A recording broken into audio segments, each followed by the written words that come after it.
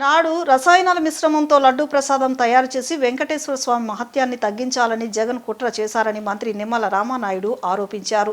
నేడు వెంకటేశ్వర స్వామి పటాలను చులకనతో పేపర్లుగా ప్లకార్డులుగా మండలిలో వ్యవహరించి హిందూ సమాజంపై దాడి చేశారని ఆగ్రహం వ్యక్తం చేశారు. స్వామివారి ప్రసాదంలో కూడా 240 కోట్ల కుంభకోణంకు పాల్పడ్డ వైసీపీకి తిరుమల గురించి మాట్లాడే అర్హత లేదని అన్నారు. హెరిటేజ్, ఇందాపూర్ డైరీలకు కొనుగోలుదారే కానీ సరఫరాదారి కాదని అన్నారు. ప్రసాదంపై వైసీపీ కుట్రకోణం నుంచి ప్రజల దృష్టి మరల్చడానికే నిరాధార ఆరోపణలు హెరిటేజ్పై చేస్తున్నారని మండిపడ్డారు. ఈరోజు కలియుగ దైవం వెంకటేశ్వర స్వామి గారి యొక్క పేరు కానీ తిరుమల తిరుపతి గురించి కానీ మాట్లాడేటువంటి నైతిక అర్హత ఈరోజు జగన్మోహన్ రెడ్డి కానీ వైఎస్ఆర్సీపీ పార్టీ కానీ లేదు అని చెప్తూ ఉన్నా.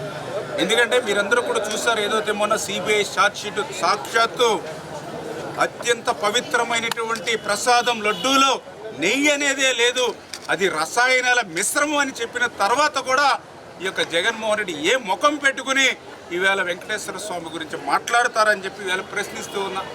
సాక్షాత్తు సిబిఐ చెప్పింది ఛార్జ్షీట్లో 240 కోట్ల రూపాయలు కుంభకోణం లడ్డూ ప్రసాదంలో జరిగిందని చెప్పిన తర్వాత కూడా జగన్మోహన్ రెడ్డి ఏ ముఖం పెట్టుకుని ఈవేళ వెంకటేశ్వర స్వామి గురించి మాట్లాడతాడని చెప్పి అడుగుతున్నా. సాక్షాత్తు నీ బాబాయి సుబ్బారెడ్డి సైతం లడ్డూలో కల్తీ జరిగిందని ఒప్పుకున్న తర్వాత కూడా ఏ ముఖం పెట్టుకుని ఈరోజు జగన్మోహన్ రెడ్డి మాట్లాడతాడు వెంకటేశ్వర స్వామి గురించి? నైతిక అర్హత ఎక్కడుందని చెప్పి ప్రశ్నిస్తూ ఉన్నా. ఏ రకంగా అయితే ఈవేళ ఆ యొక్క నెయ్యి అనేదే లేకుండా రసాయనాల మిశ్రమం తయారైనటువంటి అటువంటి టెండర్లకు సంబంధించి నిబంధనలను అడ్డకోలుగా నిబంధనలు ఎందుకు సడలించారో ఈవేళ జగన్మోహన్ రెడ్డి ఈవేళ సమాజానికి చెప్పవలసినటువంటి అవసరం ఉంది. ఈ రకంగా 240 కోట్ల రూపాయల లడ్డూ ప్రసాదంలో కుంభకోణం జరిపి లూటీ చేసి తిరుమల తిరుపతి వెంకటేశ్వర స్వామి యొక్క పవిత్రతను తగ్గించాలనేటువంటి కుట్ర చేసినటువంటి జగన్మోహన్ రెడ్డి ఈవేళ హెరిటేజ్ మీద దానికి తొయ్యాలనేటువంటి ఆలోచనతో, లాగాలనేటువంటి ఆలోచనతో మరి ఈరోజు అసంబద్ధమైనటువంటి వాక్యం ఏదైతే ఈవేళ ఇండాపూర్ ఏదైతే డైరీ ఏదైతే ఉందో మరి ఇండాపూర్ డైరీకి ఈవేళ హెరిటేజ్ అనేది ఒక కొనుగోలుదారుడే తప్ప సరఫరా చేసేటువంటిది కాదని తెలిసినా కూడా అబద్ధాలని, అసత్యాలని నువ్వు మాట్లాడేటువంటి పరిస్థితి చూస్తూ ఉంటే, ఎందుకంటే ఈవేళ ఇండాపూర్ దగ్గర ఏదైతే ఆర్టాటెక్ ఏదైతే ప్యాకింగ్ కానీ అదేవిధంగా ఏదైతే ఈ యొక్క ఇండాపూర్ దగ్గర నుంచి పన్నీర్ మరి దానిని మాత్రమే వీళ్ళు కొనుగోలు చేస్తూ ఉంటే మరి ఆ పన్నీర్కి నెయ్యికి తేడా తెలియనటువంటి విధంగా మరి ఏదైతే ఈరోజు వైఎస్ఆర్సీపీ కానీ జగన్మోహన్ రెడ్డి కానీ మాట్లాడేటువంటి స్థితి చూస్తూ ఉంటే, అంటే ఏదైతే మీరు చేసినటువంటి తప్పులు, మీరు చేసినటువంటి పాపం, మీరు చేసినటువంటి అపచారం ఎదుటి వాళ్ళకు కూడా అంటించాలనేటువంటి ధోరణే ఈరోజు మరి కనిపిస్తున్నటువంటి స్థితి అని చెప్పి సందర్భంగా తెలియజేస్తూ, పర్యావరణ హితంగా భూసారాన్ని పరిరక్షించే సేంద్రియ ఉత్పత్తులను పెంచే దిశగా ప్రభుత్వం చర్యలు చేపడుతుందని విజయవాడ ఎంపీ కేశినేని నాని అన్నారు. సేంద్రియ ఉత్పత్తులకు మార్కెటింగ్ కల్పిస్తే మరింత మంది రైతులు సేంద్రియ వ్యవసాయం వైపు ఆకర్షితులవుతారని అన్నారు. వ్యవసాయ ఉద్యానవన పశుసంవర్ధక శాఖ సంయుక్త ఆధ్వర్యంలో సేంద్రియ వ్యవసాయంపై రైతులకు అన్ని మండలాల్లో సమగ్ర శిక్షణ ఇస్తామని ఆయన స్పష్టం చేశారు. ఇందిరాగాంధీ స్టేడియంలో ఏర్పాటైన organic Utsav natural మేళాను MP Kesineni Sivanath జ్యోతి వెలిగించి ప్రారంభించారు. ఈ సందర్భంగా ఏర్పాటైన సభలో ఆయన మాట్లాడుతూ సేంద్రియ ఉత్పత్తులకు మార్కెటింగ్ కల్పించే దిశగా ప్రభుత్వం చర్యలు చేపడుతుందన్నారు. సేంద్రియ ఉత్పత్తులకు అవసరమైన వనరులు సమీకరణకు ప్రభుత్వంతో పాటు పారిశ్రామికవేత్తల సహకారం కూడా తీసుకుంటామని చెప్పారు. మండలాల వారీగా సేంద్రియ రైతులను గుర్తించి వారికి శిక్షణ కార్యక్రమాలు నిర్వహిస్తామన్నారు. హైదరాబాద్ వంటి నగరాల్లో సేంద్రియ రైతులు వాట్సాప్ గ్రూపుల ద్వారా తమ ఉత్పత్తులను మార్కెటింగ్ చేస్తున్నారని చెప్పారు. అదే తరహాలో ఇక్కడ కూడా సోషల్ మీడియా వాట్సాప్ గ్రూపుల ద్వారా రైతుల సేంద్రియ ఉత్పత్తులకు విస్తృత ప్రాచుర్యం కల్పిస్తామన్నారు. జిల్లా కలెక్టర్ లక్ష్మీషా మాట్లాడుతూ ఎన్టీఆర్ జిల్లాలో 47,000 ఎకరాల్లో సేంద్రియ ఉత్పత్తుల సాగు జరుగుతుందన్నారు. దాదాపు 50,000 మంది రైతులు సేంద్రియ ఉత్పత్తులను పండిస్తున్నారని ఆయన వివరించారు. సేంద్రియ ఉత్పత్తులకు మార్కెటింగ్ సదుపాయం మెరుగుపరిచే దిశగా ఇలాంటి మేళాలు ఉపకరిస్తాయని ఆయన అభిప్రాయపడ్డారు. పర్యావరణ హితంగా భూసారాన్ని పరిరక్షించే సేంద్రియ వ్యవసాయానికి ప్రాధాన్యత పెరుగుతుందన్నారు. తూర్పు MLA Gadde Rammohan, Swachhandhra corporation chairman Kommareddy Pattabhiram మాట్లాడుతూ పర్యావరణ హితంగా ఉండే సేంద్రియ ఉత్పత్తులకు గిరాకీ ఉన్నప్పటికీ అందుకనుగుణంగా ఈ ఉత్పత్తులు అందుబాటులో రావడం లేదన్నారు. ఉన్న ఉత్పత్తులకు సైతం సరైన వేదిక లేక గిట్టుబాటు కావడం లేదన్నారు. ఈ కార్యక్రమంలో జిల్లా టీడీపీ చైర్మన్ గద్దె అనురాధ ఇంకా పలువురు అధికారులు పాల్గొన్నారు. ఎన్టీఆర్ జిల్లా ఆర్గానిక్ సదస్సు కార్యక్రమం ఒక వినూత్నమైన కార్యక్రమం. ఎన్టీఆర్ జిల్లా యంత్రాంగం ద్వారా ప్రారంభమైన ఈ కార్యక్రమం చాలా ఆనందంగా ఉంది. మన ముఖ్యమంత్రి గారు పదే ఒకటే చెప్తున్నారు, రైతులు ఎరువులు తగ్గించాలి, ఆర్గానిక్ తరహాలో వ్యవసాయం చేయాలని. వారు కూడా స్వర్ణ కుప్పం అనే ఒక కార్యక్రమాన్ని తయారు చేసి కుప్పం నియోజకవర్గం మీద కూడా మొత్తం అంతా ఇంప్లిమెంట్ చేస్తున్నారు. అదేవిధంగా ఎన్టీఆర్ జిల్లాలో ఉన్న రైతులందరూ కూడా ఎక్కువ మంది అగ్రికల్చర్లే కాదు హార్టికల్చర్లో కూడా ఎక్కువ మంది రైతులు ఉన్నారు. ఇటువంటి ఆర్గానిక్ ప్రోడక్ట్స్కి దేశం మొత్తం మీద మంచి గిరాకీ ఉంది. వీళ్ళకి కనుక చక్కటి అలవాటు చేస్తే, ఆర్గానిక్ ఫార్మింగ్ కనుక అలవాటు చేస్తే ఈ వ్యవసాయ ఉత్పత్తులు దేశం మొత్తం కూడా అమ్ముకునే అవకాశం వీళ్ళకి కల్పిస్తారు. కాబట్టి ఇవాళ ఎన్టీఆర్ జిల్లా యంత్రాంగం, ఆంధ్రప్రదేశ్ ప్రభుత్వం, అగ్రికల్చర్ డిపార్ట్మెంట్, అంతేకాకుండా మేము కూడా విజయవాడ వైబ్రెంట్ సొసైటీ, అన్నిటికన్నా ముఖ్యంగా శ్రేయస్ మీడియా అందరం కలిసి ఈ కార్యక్రమాన్ని ఇవాళ ఒక ఆరంభ కార్యక్రమం మాత్రమే. నేనైతే కేసినేని ఫౌండేషన్ తరఫున రేపు రాబోయే 2 నెలల్లో అగ్రికల్చర్, హార్టికల్చర్ మొత్తం 5 డిపార్ట్మెంట్లో, యానిమల్ హస్బెండరీ అందరితో కూడా ప్రతి మండలంలోనూ 3 రోజుల వర్క్షాపు ప్రారంభించబోతున్నాం. రేపు మే నుంచి కూడా దానికి ప్లాన్ చేసాం. ఎక్కడెక్కడైతే వ్యవసాయ పారిశ్రామికవేత్తలు ఉన్నారో వాళ్ళందరినీ తీసుకొచ్చి ఒక రోజు ట్రైనింగ్ క్లాసు, 2వ రోజు ఫీల్డ్ విజిట్, 3వ రోజు బెస్ట్ ప్రాక్టీషనర్, దాంట్లో ఎవరైతే బెస్ట్ ప్రాక్టీషనర్ ఉన్నారో వాటి దగ్గర ఎడ్యుకేట్ చేసే విధంగా మేమందరం కేసినేని ఫౌండేషన్ తరఫున మేము కృషి చేయబోతున్నాం రేపు మే నుంచి. అంతేకాకుండా ఇవాళ న్యాచురల్ ఫార్మింగ్లో ఎన్ఐఆర్డీలో ఎంతోమంది వ్యక్తులకి కూడా ట్రైనింగ్ ఇవ్వడం జరిగింది. వాళ్ళందరూ ఇక్కడికి వచ్చి మనం ఏర్పాటు చేసుకున్నారు. నిజంగా చూస్తే చాలా ఆనందంగా ఉంది. వాళ్ళు కూడా ఇప్పుడు కలవడం జరిగింది స్టాల్స్లో. మొత్తం 1200 మందిని మేము వివిధ రకాల ఉత్పత్తుల మీద చేస్తే దీంట్లో 150 మందిని ఓన్లీ ఆర్గానిక్ ఫార్మింగ్ మీద చేసాం. తప్పకుండా ఆర్గానిక్ ఫార్మింగ్ పెంచే విధంగా కృషి చేస్తామని తెలియజేసుకుంటూ, గౌరవ ముఖ్యమంత్రి వర్యులు ఈ కృషిలో ఆంధ్రప్రదేశ్ ఆర్గానిక్ వ్యవసాయంలో, అంతేకాకుండా హార్టికల్చర్లో రాయలసీమ ముందుండాలని, ఆంధ్రప్రదేశ్ అంతా కూడా చక్కటి వ్యవసాయ ఉత్పత్తులు, చక్కటి మార్కెటింగ్ అవకాశాలు ఉండే విధంగా కృషి చేస్తామని తెలియజేసుకుంటూ అందరికీ ఎన్టీఆర్ జిల్లాలో ఇంటర్మీడియట్ పబ్లిక్ పరీక్షలను విజయవంతంగా నిర్వహించేందుకు అధికారులు ప్రణాళికాబద్ధంగా వ్యవహరించాలని కలెక్టర్ లక్ష్మీషా ఆదేశించారు. ఇంటర్ మొదటి సంవత్సరం విద్యార్థులు 36,734 మంది, ద్వితీయ సంవత్సరం విద్యార్థులు 39,534 మంది, మొత్తం 76,268 మంది పరీక్షలకు హాజరు కానున్నట్లు వెల్లడించారు. ఇందుకు 98 పరీక్షా కేంద్రాలను ఏర్పాటు చేశామని తెలిపారు. అన్ని పరీక్షా కేంద్రాల్లో నో సెల్ ఫోన్ జోన్గా ఉంటాయని కలెక్టర్ చెప్పారు. విద్యార్థులు పరీక్షా కేంద్రాలకు సకాలంలో చేరుకునేలా ప్రత్యేక బస్సులను నడపాలని ఆర్టీసీ అధికారులకు సూచించారు. పరీక్షా కేంద్రాల వద్ద తాగునీరు, విద్యుత్ ఉండేలా చూడాలని, వైద్య శిబిరాలను నిర్వహించాలని, పారిశుద్ధ్యంపై దృష్టి పెట్టాలని పేర్కొన్నారు. పొరపాట్లకు తావు లేకుండా చూడాలని అన్నారు. ఎన్టీఆర్ జిల్లాలో ఇంటర్ పరీక్షలు విజయవంతంగా నిర్వహించాలని విద్యాశాఖ అధికారులకు కలెక్టర్ స్పష్టమైన ఆదేశాలు జారీ చేశారు. ఎన్టీఆర్ జిల్లాలో ఇంటర్మీడియట్ పబ్లిక్ పరీక్షలను విజయవంతంగా నిర్వహించేందుకు అధికారులు ప్రణాళికాబద్ధంగా వ్యవహరించాలని కలెక్టర్ లక్ష్మీషా ఆదేశించారు. ఇంటర్ మొదటి సంవత్సరం విద్యార్థులు 36,734 మంది, ద్వితీయ సంవత్సరం విద్యార్థులు 39,534 మంది, మొత్తం 76,268 మంది పరీక్షలకు హాజరు కానున్నట్లు వెల్లడించారు.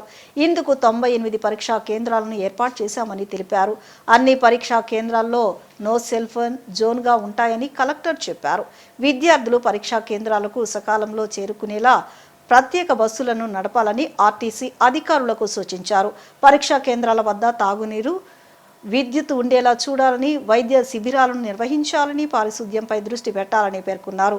పొరపాట్లకు తావు లేకుండా చూడాలని అన్నారు. ఎన్టీఆర్ జిల్లాలో ఇంటర్ పరీక్షలు విజయవంతంగా నిర్వహించాలని విద్యాశాఖ అధికారులకు కలెక్టర్ స్పష్టమైన ఆదేశాలు జారీ చేశారు.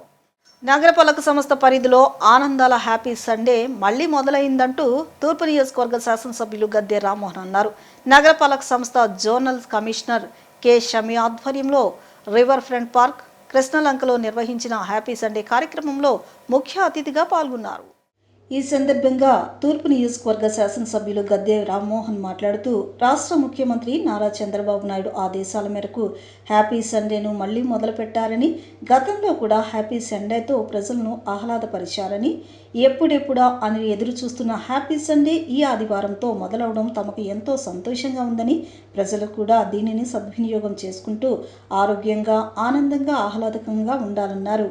ఈ సందర్భంగా జోనల్ కమిషనర్ కె సమీ మాట్లాడుతూ నగరపాలక సంస్థ కమిషనర్ ధ్యానచంద్ర ఆదేశాల మేరకు ప్రతి సర్కిల్లో ఈ కార్యక్రమం జరుగుతోందని, ప్రజలు దీనిని సద్వినియోగం చేసుకుని వారి సలహాలు సూచనలు తెలిపి హ్యాపీ సండేను మరింత ఆనందభరితంగా మార్చడానికి తోడ్పాటును అందించాలన్నారు. కావున ప్రజలందరూ ప్రతి నెల 2వ మరియు 4వ ఆదివారాలు జరిగే హ్యాపీ సండే కార్యక్రమంలో పాల్గొని వారి అభిప్రాయాలను తెలపగలరన్నారు. ఈ కార్యక్రమంలో executive engineer G Samrajyam, assistant medical health officer doctor Gopala Nayak, circle 3 సిబ్బంది పాల్గొన్నారు. మౌలానా అబ్దుల్ కలాం ఆజాద్ భారతదేశపు తొలి విద్యాశాఖ మంత్రిగా విద్యాభివృద్ధి కోసం అందించిన సేవలు చిరస్మరణీయమని మాజీ మంత్రి వైఎస్ఆర్సీపీ పశ్చిమ నియోజకవర్గ ఇన్ఛార్జ్ వెల్లంపల్లి శ్రీనివాసరావు అన్నారు. అబ్దుల్ కలాం ఆజాద్ను ప్రతి ఒక్కరూ ఆదర్శంగా తీసుకోవాలని విజ్ఞప్తి చేశారు. పశ్చిమ నియోజకవర్గంలో వైఎస్ఆర్సీపీ కార్యాలయంలో మౌలానా అబ్దుల్ కలాం వర్ధంతి వేడుకలు నిర్వహించారు. అబ్దుల్ కలాం చిత్రపటానికి మాజీ మంత్రి వెల్లంపల్లి శ్రీనివాసరావు పుష్పాంజలి ఘటించి నివాళులర్పించారు. ఈ సందర్భంగా పశ్చిమ నియోజకవర్గ ముస్లిం నాయకులు కలాంకు పుష్పాలు వేసి నివాళులర్పించారు. అబ్దుల్ కలాం ఆజాద్ నేటి తరం యువతరానికి ఎంతో ఆదర్శంగా నిలిచారని పేర్కొన్నారు. అబ్దుల్ కలాం ఆజాద్ దేశ ప్రగతికి, దేశాభివృద్ధికి ఎనలేని కృషి చేశారన్నారు. దేశంలో ప్రతి ఒక్కరూ చదువుకునే విధంగా విద్యారంగంలో అనేక సంస్కరణలు తీసుకురావడం జరిగిందని పేర్కొన్నారు. ప్రతి ఒక్కరికి మెరుగైన విద్యా విధానం అందుబాటులో ఉండడానికి ప్రధాన కారణం అబ్దుల్ కలాం అని, ఆనాడు విద్యాశాఖ మంత్రిగా విధులు నిర్వహించి భవిష్యత్ తరానికి అనేక విద్యా చట్టాలను అందుబాటులోకి తీసుకొచ్చారని తెలిపారు. ఈ కార్యక్రమంలో వైసీపీ నాయకులు, మైనార్టీ నాయకులు పాల్గొన్నారు. ఈరోజు ప్రముఖ జాతీయ నాయకులు అబుల్ కలాం ఆజాద్ గారి యొక్క వర్ధంతి సందర్భంగా విజయవాడ వైఎస్ఆర్ కాంగ్రెస్ పార్టీ కార్యాలయంలో వారికి ఘనంగా నివాళులర్పించడం జరిగింది. ముఖ్యంగా భారతదేశానికి తొలి విద్యాశాఖ మంత్రిగా చక్కటి విద్యలో అనేక మార్పులతో ప్రతి ఒక్కళ్ళు చదువుకోవాలని చెప్పని ఒక మంచి ఉద్దేశంతో తొలి విద్యాశాఖ మంత్రిగా పేరు తెచ్చుకున్న వ్యక్తి అబుల్ కలాం ఆజాద్ గారు. వారు మన మధ్యలో లేకపోయినప్పటికీ కూడా వారి యొక్క ఆశయాలు, వారి యొక్క ఆలోచన విధానాన్ని ప్రతి ఒక్కళ్ళు కూడా ముందుకు తీసుకెళ్లాలని చెప్పని నేను మనస్ఫూర్తిగా కోరుకుంటున్నాను. ఎందుకంటే ఈరోజు ఇంతమంది చదువుకుంటున్నారన్నా, ఇంత చక్కటి కార్యక్రమాలతో ముందుకెళ్తున్నారన్నా, అభివృద్ధి చెందుతున్నారన్నా కూడా ఆ మహనీయుల యొక్క బాటలే మనకి ప్రతి ఒక్కళ్ళకి కూడా ఆశయాలుగా రావాలని చెప్పని నేను మనస్ఫూర్తిగా కూడా కోరుకుంటున్నాను. ఈరోజు వారి వర్ధంతి సందర్భంగా విచ్చేసిన అందరికీ కూడా హృదయపూర్వక నమస్కారాలు తెలియపరచుకుని ప్రతి ఒక్కళ్ళు అబుల్ కలాం ఆజాద్ గారిని మనస్ఫూర్తిగా వారి యొక్క ఆలోచన విధానాన్ని, ఆశయాల్ని ముందుకు తీసుకెళ్లేందుకు కృషి చేయాలని చెప్పని మనస్ఫూర్తిగా కోరుకుంటూ మరొకసారి వారికి ఘనంగా నివాళులర్పించడం జరిగిందని తెలియపరచుకుంటున్నాను. ఈరోజు విజయవాడ పశ్చిమ నియోజకవర్గం వైఎస్ఆర్ కాంగ్రెస్ పార్టీ కార్యాలయంలో స్వాతంత్ర సమరయోధుడు, భారతరత్న మౌలానా అబుల్ కలాం ఆజాద్ గారి 68వ జయంతి జరుపుకోవటం జరుగుతుంది. మౌలానా ఆజాద్ గారు పెద్ద విద్యాశాఖ మంత్రిగా, కేంద్రంలో విద్యాశాఖ మంత్రి ఎన్నో సంస్కరణలు తీసుకొచ్చి విద్యని పేద ప్రజలకి ఉన్నత విద్య అందాలని చాలా కృషి చేశారు. ఈరోజు వైఎస్ జగన్మోహన్ రెడ్డి గారు చేసిన ఉన్నత విద్యకి నాడు నేడు కార్యక్రమాలు కూడా ఆయన స్ఫూర్తి అని చెప్పేసి ఈ విషయంగా మేము తెలియజేసుకుంటాం. నగరంలో దోమలు విజృంభిస్తూ ప్రజలు రోగాల బారిన పడుతున్నప్పటికీ నగరపాలక సంస్థ అధికారులకు చీమ కుట్టినట్లు లేకపోవడం శోచనీయమని సిపిఐ నగర కార్యదర్శి జి కోటేశ్వరరావు విమర్శించారు. పశ్చిమ నియోజకవర్గంలోని 43వ డివిజన్ సిపిఐ శాఖ ఆధ్వర్యంలో డివిజన్ పరిధిలోని ఉర్మిళా నగర్, బొమ్మారెడ్డి, సీతారెడ్డి నగర్ పరిసర ప్రాంతాల్లో సిపిఐ నగర కార్యదర్శి కోటేశ్వరరావు పలువురు నేతలు కలిసి పర్యటించి స్థానికులను సమస్యలను అడిగి తెలుసుకున్నారు. ఈ సందర్భంగా పలువురు స్థానికంగా తీవ్రంగా పారిశుద్ధ్య సమస్య ఉన్నందున దాని వలన సాయంత్రం అయిందంటే విపరీతమైన దోమలు విజృంభించడం వలన స్థానిక ప్రజలు తీవ్ర అనారోగ్య బారిన పడుతున్నారని, అలాగే ఈ మధ్య కాలంలో కోతిల బెడద అధికం కావడమే కాకుండా స్థానికులపై కోతుల దాడి కూడా అధికమవుతున్నాయని స్థానికులు కోటేశ్వరరావు దృష్టికి తీసుకురావడం జరిగింది.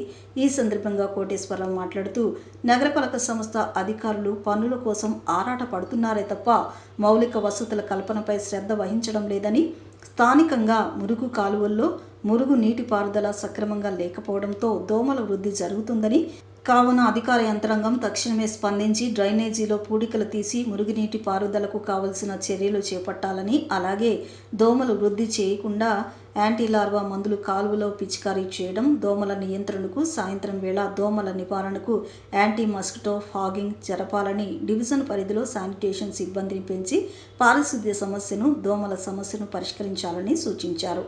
అలాగే ఇటీవల కాలంలో స్థానికంగా పెరిగిన కోతుల బెడద నిర్మూలనకు ప్రత్యేకమైన సిబ్బందిని నియమించి కోతులను తరలించేందుకు చర్యలు చేపట్టి కోతుల దాడుల వలన గాయాల పాలైన స్థానికులకు వ్యాక్సిన్ను అందుబాటులోకి తీసుకురావాలని సంబంధిత అధికారులను ఇప్పటికే కోరడం జరిగిందని, అయినప్పటికీ అధికారుల నుంచి స్పందన అంతంత మాత్రంగా ఉండడం పట్ల కోటేశ్వరరావు ఆగ్రహం వ్యక్తం చేశారు. నగరపాలక సంస్థ కమిషనర్ మరియు సంబంధిత అధికారులు ఈ స్థానిక సమస్యలపై తక్షణమే స్పందించి తగిన చర్యలు చేపట్టాలని, లేని పక్షంలో స్థానిక ప్రజల సహకారంతో డివిజన్ పార్టీ ఆధ్వర్యంలో పోరాటం చేసి సమస్యల పరిష్కారానికి సిపిఐ పార్టీ సిద్ధంగా ఉంటామని తెలియజేశారు. డివిజన్ ఊర్మిళా నగర్ సీతారెడ్డి కాలనీలో ఉన్నాము. ప్రధానంగా ఈ ప్రాంతంలో పారిశుద్ధ్య నిర్వహణ అంతంత మాత్రంగా ఉండటంతో దోమలు విశృంఖలంగా ప్రజలపైన దాడి చేస్తూ ఉన్నాయి.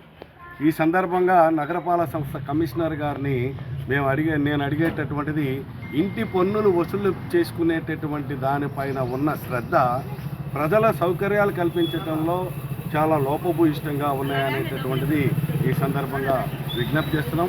ప్రధాన సాయంత్రం అయిందంటే రోడ్ల మీదకి ఎవరు వచ్చేటటువంటి పరిస్థితి లేదు. సాయంత్రం అయిందంటే ఇల్లు తలుపులు వేసుకొని ఇంటికే పరిమితం అయ్యేటటువంటి పరిస్థితి ఈ ప్రాంతంలో, ముఖ్యంగా భవానీపురం ఈ 43వ డివిజన్లో ప్రధానమైనటువంటి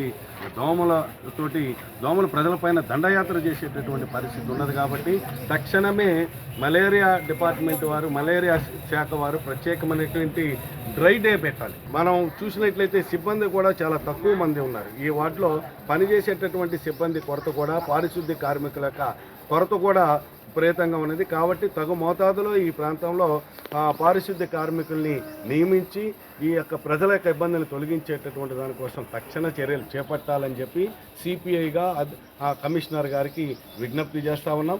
అదే సందర్భంలో ముఖ్యంగా ఈ మన సీతారెడ్డి కాలనీలో ఉన్నాం. ఈ ప్రాంతంలో ఎక్కడి నుంచి వచ్చిందో మరి కోతులు విపరీతంగా ప్రజలపైన దాడి చేసేటటువంటి పరిస్థితి. వెళ్ళేటటువంటి వారు చిన్నపిల్లలు అయితే స్కూల్స్కి వెళ్ళాలనుకుంటే వెనక నుంచి వచ్చి బ్యాగుల మీద దాడి చేసి బ్యాగులు లాక్కెళ్ళిపోయేటటువంటి పరిస్థితి. ఈ ప్రాంతంలో కుక్క పిల్లల్ని తీసుకెళ్ళి బిల్డింగ్ మీద తీసుకెళ్ళి బిల్డింగ్ మీద నుంచి కిందకి పడేస్తే ఈ మధ్యకాలంలో రెండు చిన్నపిల్లలు కూడా కుక్క పిల్లలు కూడా చనిపోయినటువంటి పరిస్థితి ఉన్నది. కాబట్టి విఏఎస్ గారు ఆల్రెడీ నేను విఏఎస్ గారితో కార్పొరేషన్ విఏఎస్ గారికి ఈ యొక్క విషయాన్ని ప్రస్తావన చేశాను. వారు కూడా 2 రోజులు అవుతా ఉంది, స్పందిస్తామన్నారు, ఇంకా స్పందించలేదు. తక్షణమే ప్రజలపైన ర్యాబీసు వచ్చేటటువంటి పరిస్థితి, కోతి కొరిసి మనకి ప్రజల మీద దాడి చేస్తే ప్రజలకి తీవ్రమైనటువంటి ఇబ్బంది వచ్చి ర్యాబీసు సోకేటటువంటి పరిస్థితి ఉన్నది. కాబట్టి వాటిని కోతులను పట్టేటటువంటి దానికోసం ప్రత్యేకంగా ఒక సిబ్బందిని ఏర్పాటు చేసి ప్రజల పైన దాడి చేసేటటువంటి వాటిని నివారించేటటువంటి దానికోసం తక్షణమే విఏఎస్ గారు ఆ వైపుగా స్పందించాలనేటటువంటిది కమిషనర్ గారికి విఏఎస్ గారికి విజ్ఞప్తి చేస్తాం. ఉండవల్లి కరకట్టె సమీపంన సీడ్ యాక్సెస్ రోడ్డుపై ప్రమాదం జరిగింది. విజయవాడ నుంచి శైవ క్షేత్రంకు వెళ్తున్న ఆటో సీడ్ యాక్సెస్ రోడ్డుపై అతి వేగంగా డివైడర్ను ఢీకొట్టడంతో ఆటో తిరగబడి ప్రయాణిస్తున్న వారందరికీ తీవ్ర గాయాలయ్యాయి. గాయాల పాలైన వారిని అంబులెన్స్ ద్వారా ఆసుపత్రికి తరలించిన సీడ్ యాక్సెస్ రోడ్లో విధులు నిర్వహిస్తున్న పోలీసులు, గాయపడిన కుటుంబాలు హైదరాబాద్కు చెందిన వారుగా సమాచారం. కానీ పూర్తి వివరాలు తెలియాల్సి ఉంది. ఈ ఘటనపై పోలీసులు రంగంలోకి దిగి గాయాల పాలైన వారి వివరాలను సేకరించి వారి కుటుంబ సభ్యులకు రోడ్డు ప్రమాద వివరాలను అందించారు.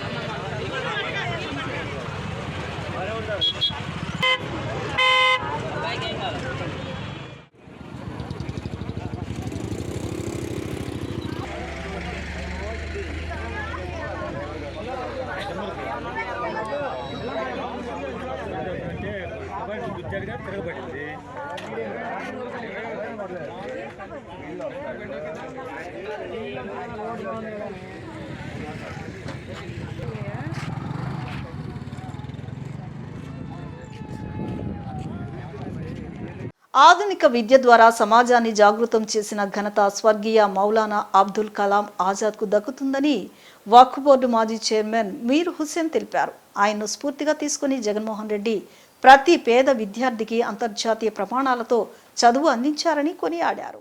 భారత తొలి విద్యాశాఖ మంత్రి స్వర్గీయ మౌలానా అబ్దుల్ కలాం ఆజాద్ 68వ వర్ధంతి కార్యక్రమాన్ని వైసీపీ ఎన్టీఆర్ జిల్లా కార్యాలయంలో నిర్వహించారు. ఈ సందర్భంగా ఆయన చిత్రపటానికి పలువురు పార్టీ నాయకులు, మైనార్టీ నాయకులు పుష్పాంజలి ఘటించారు. ఈ సందర్భంగా వక్ఫ్ బోర్డు మాజీ చైర్మన్ మీర్ హుస్సేన్ దేశంలో తొలి విద్యాశాఖ మంత్రిగా ఆధునిక విద్య తీసుకురావడానికి అబ్దుల్ కలాం ఆజాద్ ఎనలేని కృషి చేశారని అన్నారు. జగన్మోహన్ రెడ్డి ఆయన్ను ఆదర్శంగా తీసుకుని వైసీపీ హయాంలో నాడు నేడు ద్వారా పాఠశాలలు అభివృద్ధి చేశారని, ఇంగ్లీష్ మీడియం అమలు చేయడంతో పాటు అమ్మఒడి ఫీజు రియంబర్స్మెంట్ ప్రతి పేద విద్యార్థికి అందించారని తెలిపారు. కూటమి ప్రభుత్వం విద్యార్థులకు 15,000 రూపాయలు ఇస్తామని, యువతకు ఉద్యోగాలు కల్పిస్తామని అబద్ధపు హామీలు ఇచ్చి మోసగించారని ధ్వజమెత్తారు. ఈ కార్యక్రమంలో మైనార్టీ నాయకులు డాక్టర్ మహబూబ్ తదితరులు పాల్గొన్నారు. 1888 మక్కాలో జన్మించారు. తర్వాత ఆయన గొప్ప స్కాలర్గాను, జర్నలిస్ట్గాను భారతదేశంలో వచ్చి భారత ఈ క్విట్ ఇండియా మూమెంట్లోనూ భారతదేశ స్వాతంత్ర సంగ్రామంలోనూ పాల్గొని అందరినీ మెప్పు పొందించారు. అదేవిధంగా జాతీయ కాంగ్రెస్ అధ్యక్షుడిగా 35 సంవత్సరాలకి అధిరోహించిన ఘనత కేవలం మౌలానా అబుల్ కలాం ఆజాద్ గారికే ఉంది. ఈయన గారు 2 సార్లు ఎడ్యుకేషనల్ మినిస్టరు, అదేవిధంగా 2 సార్లు లోక్సభ ఎంపీగాను చేశారు, ఒకసారి ఎమ్మెల్యేగా చేశారు. ఈయన హిందూస్ ముస్లిమ్స్ మధ్యన ఐక్యత పెంపొందించడానికి చాలా కృషి చేశారు.